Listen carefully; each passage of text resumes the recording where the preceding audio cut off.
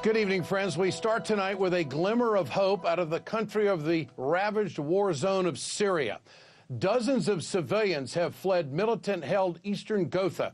Civilians, Syrians, escaped through a humanitarian corridor opened by the Syrian government and maintained with Russian support. Anya Parampil has the latest tonight.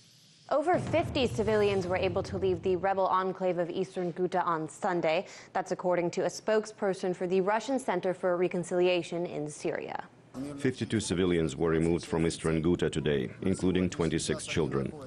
For today, they are located in the population center of Adra, in the driving school. The humanitarian situation is being clarified now, where medical assistance, everything necessary, including food, will be provided. But the operation to protect civilians did not come without tragedy. As Syria's Sana news agency reported, a woman and 3 children were killed by militant fire as they attempted to escape.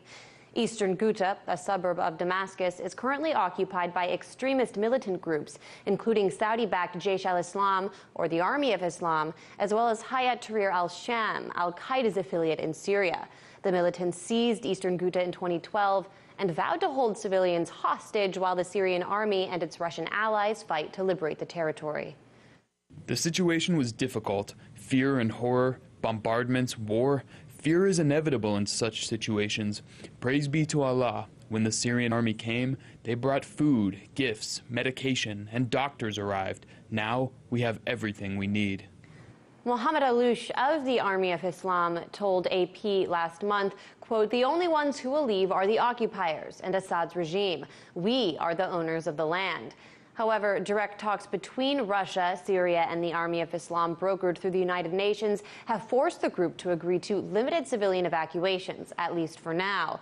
The Army of Islam also announced over the weekend that it will release its prisoners from the group Hayat Tahrir al-Sham and allow them to be reunited with their families in Idlib, a province in Syria under the control of al-Qaeda. As of today, the Syrian army is advancing against militants in the district with air support from Russia. According to state-run Sana news agency, quote, "Army units have completely cut off supply routes and movement lines of terrorist organizations between the northern and southern parts of Ghouta." As the Syrian army wins back territory, it's able to learn more about how exactly extremist groups were able to operate within their country over the past 6 years. Field sources told Fars news agency Syrian troops uncovered, quote, "a large volume of arms and ammunition, including France-made munitions and weapons, during an operation in the towns of Madiara and Mesraba."